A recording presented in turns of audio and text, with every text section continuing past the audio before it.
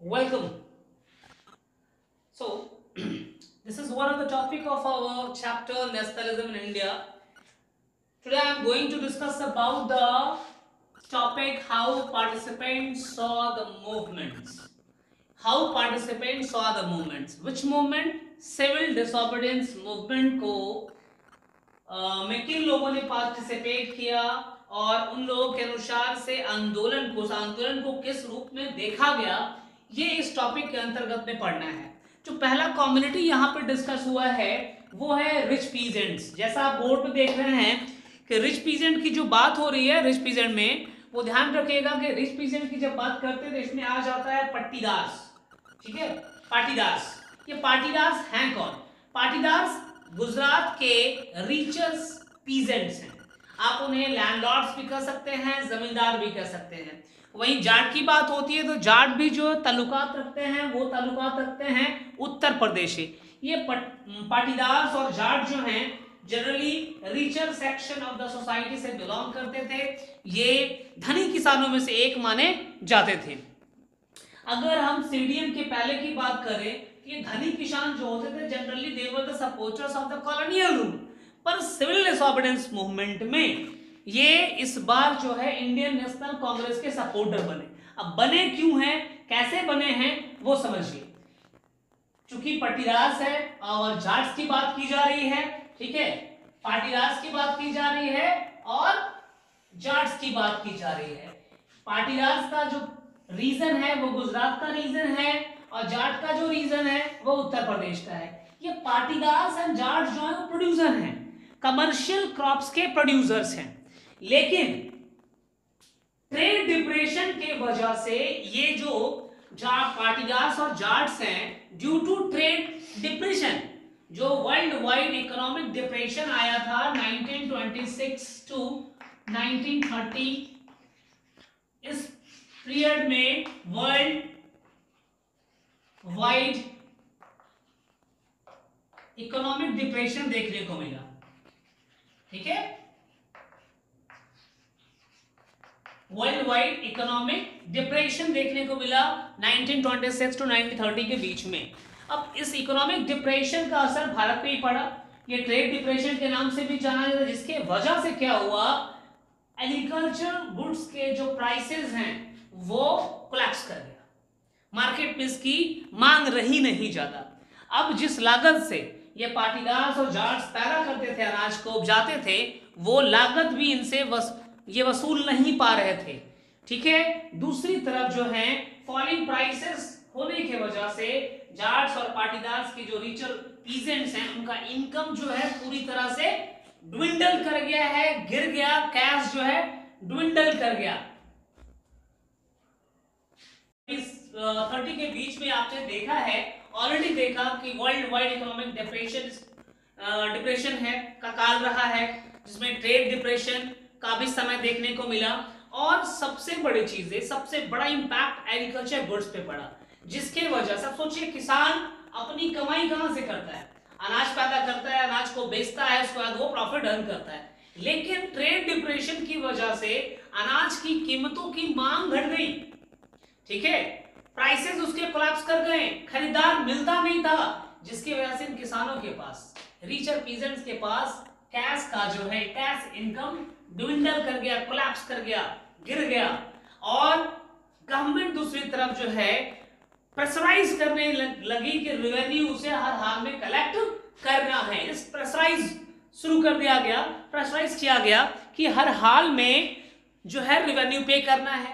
और ये richer section जो रिच पीजेंट हैं वो चाहते थे कि किसी ना किसी प्रकार से रिसेंटमेंट मिले,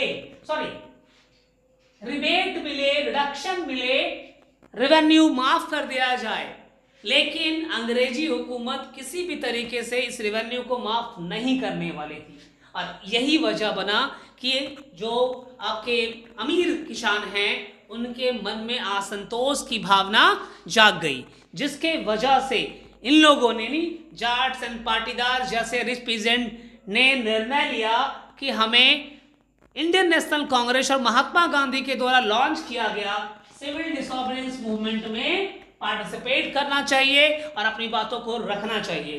इसलिए ये जो रिचर पीजेंट्स हैं, जाट्स और पाटीदार सिविल डिसोबीडियंस मूवमेंट में एक इंथुजियास्टिक सपोर्टर पूरे उत्साह के साथ जो हैं आंदोलन में कूद गए और गांधी जी के साथ कदम से कदम मिलाकर चलने का प्रयास किया गया। देखिए यहां पर जो अमीर पीजेंट की अपनी स्वराज की मीनिंग थी वो यहां पर भी क्लियर हो रहा था कि उसे रिवेन्यू से छुटकारा चाहिए था, लेकिन किसी भी प्रकार से रिवेन्यू जो है यहां पर अंग्रेजी हुकूमत छोड़ना नहीं चाहती थी और इससे बचने का इन्हें लगा कि अगर हम कांग्रेस का सपोर्ट करते हैं तो कांग्रेस हमारे लिए आवाज उठाएगी और हमें रिवेन्यू देने से हम बच जाएंगे। तो ये मेन मकसद रहा। लेकिन जैसे जैसे ये आंदोलन सिविल डिसोबीडियंस मूवमेंट बढ़ता गया ये वायलेंट होता चला गया और वायलेंट होने के वजह से महात्मा गांधी ने फिर से सिविल डिसोबीडियंस मूवमेंट को विड्रॉ कर लिया, ठीक है। और विड्रॉ करने के बाद इनकी जो सोच थी, जो उम्मीदें थी कांग्रेस से, वो टूट गई। पुनः सेकेंड राउंड टेबल कॉन्फ्रेंस करके महात्मा गांधी लौटे तो उन्होंने पाया कि बहुत सारे जो कांग्रेस के लीडर्स हैं वो तो अरेस्ट हो चुके हैं। तो दूसरी बार इन्होंने सिविल डिसोबीडियंस मूवमेंट को लॉन्च करने का प्रयास किया 1934 में, लेकिन इस बार उतनी सफलता नहीं मिली। इस बार रिच और पीजेंट जो है अपना सपोर्ट नहीं दिया। तो सेकेंड कम्युनिटी जो रहा है वो कम्युनिटी है पुअर पीजेंट। यहां पर जैसा रिच पीजेंट के साथ है both the topics are quite related to each other. जैसे वहां पर रिच पीजेंट से ब्रिटिश गवर्नमेंट जो है ब्रिटिश गवर्नमेंट रेवेन्यू कलेक्ट कर रहा था, वहीं यहां पर पुअर पीजेंट से रिच पीजेंट रेंट कलेक्ट करते थे। एक्चुअली पुअर पीजेंट की बात करें तो ये बेसिकली ये लोग क्या है, टीनेंट्स होते थे। टीनेंट्स और टीनेंट्स वो हैं जिनके पास अपनी ज़मीनें नहीं होती है, दूसरों के ज़मीन पे काम करते हैं और उस ज़मीन में काम करने के बाद उस ज़मीन के एवज में उन्हें रेंट देना होता था।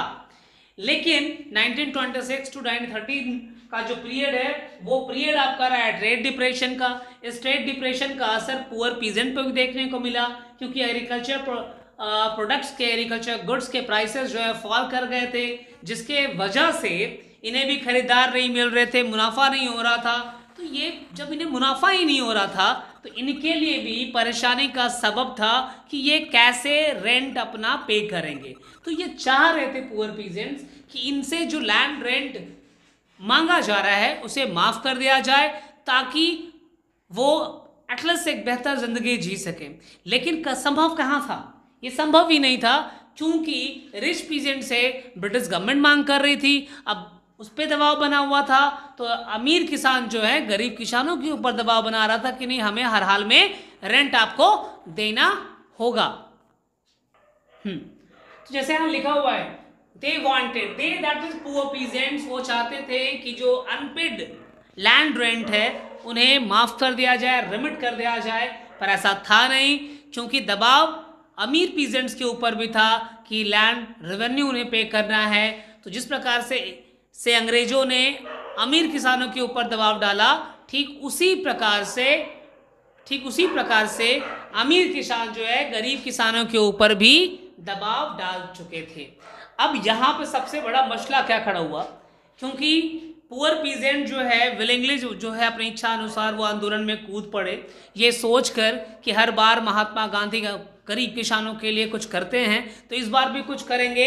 लेकिन कांग्रेस के लिए समस्या का सबब इस था कि अमीर किसान भी इस बार जो है आईएनसी के सपोर्ट में था, तो चाह करके भी इंडियन नेशनल कांग्रेस अनविलिंग रहा, चाह करके भी कांग्रेस जो है गरीब किसानों के पक्ष में नो रेंट कैंपेन लागू नहीं किया।